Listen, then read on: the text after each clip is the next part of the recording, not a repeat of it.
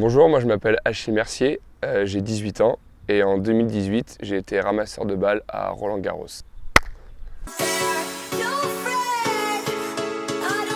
Ça fait 14 ans que je fais du tennis et j'en fais au tennis club de Bressuire. Alors pour être ramasseur de balles à Roland-Garros, donc il y a deux sélections. Une première sélection, on est à peu près 3000 personnes.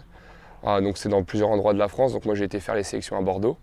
Donc c'est une journée de test où on a des tests physiques, c'est très basique, donc ça dure une après-midi. Donc au bout de cet après-midi, on reçoit un mail comme quoi on est retenu ou pas. Donc moi j'ai été retenu et ensuite j'ai participé à un stage. J'ai participé à un stage à la Baule de 4 jours. Donc là on est vraiment formé à être ramasseur de balles. On est vraiment mis en situation. Et au bout des 4 jours, il y a les chefs des ramasseurs qui annoncent une liste qui sera retenue pour Roland-Garros. Et je faisais partie de cette liste. Donc au début on est à peu près 3000. Et à la fin en ramasseur on est, je sais plus, je crois on est 240, 250 ramasseurs.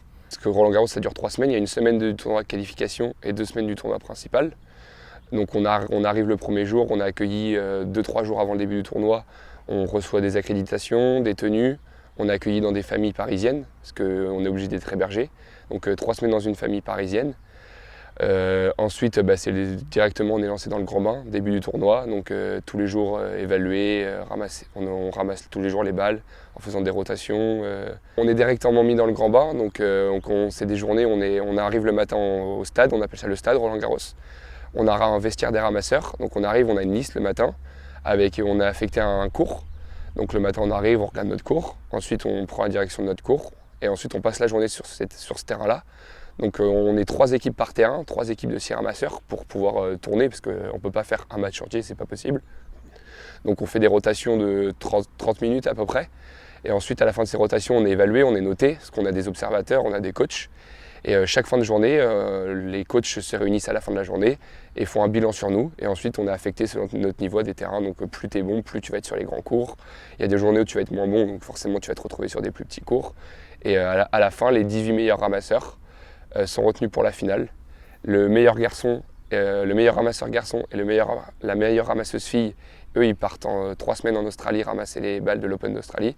Et les 4 autres, ils partent 15 jours en Chine ramasser des tournois de tennis en Chine. Avec mon niveau, j'ai fait des grands cours, j'ai fait le cours principal. Donc j'ai été une journée sur le cours central, enfin 2 journées, j'ai fait une journée d'exhibition où j'ai pu approcher Nadal, Djokovic, tout ça, puis j'ai fait une journée sur le cours principal. Donc j'ai fait à peu près les plus grands cours. En gros, en tant que ramasseur, on est un peu privilégié parce qu'on se balade sous les terrains, quoi. Donc on croise toutes les stars. Donc dans les couloirs, oui, j'ai croisé pas mal de grands noms du tennis. Et hors monde du tennis, oui, on croise pas mal de stars. Donc il y a l'exemple d'un matin, en tant que ramasseur, tous les matins, on fait une chanson, il y a une grande allée à Roland-Garros, et on fait une chanson, on court, et on chante en même temps. Donc on fait un mini-footing, et un matin, il y a Novak Djokovic qui est venu faire le footing avec nous, cette fameuse chanson. Donc il est venu courir avec nous, et je me suis retrouvé au premier rang avec lui, et ce qui fait que je me suis retrouvé sur son Instagram en photo avec lui lors du réveil du stade. Que des bons souvenirs, hein. C'est un truc...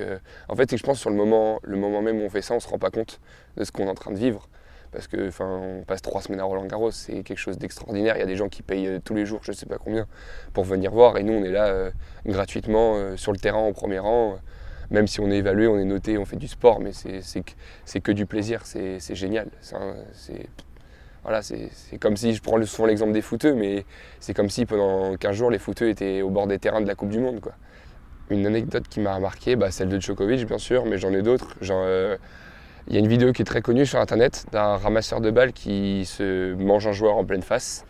Et ça, c'était une journée, le jour où j'étais sur le central, j'étais sur ce cours à ce moment-là. Et du coup, il arrive ça, devant 15 000 personnes, il y a un copain à moi qui est à l'époque des ramasseurs qui se mange un joueur sur le terrain. Donc moi, j'étais sur le terrain avec lui. Et ce qui se passe qu'après, dans les allées de Roland-Garros, les gens le reconnaissaient dû à son image du garçon qui s'est mangé un joueur. Donc c'était assez marrant, quoi. Vive les ballos.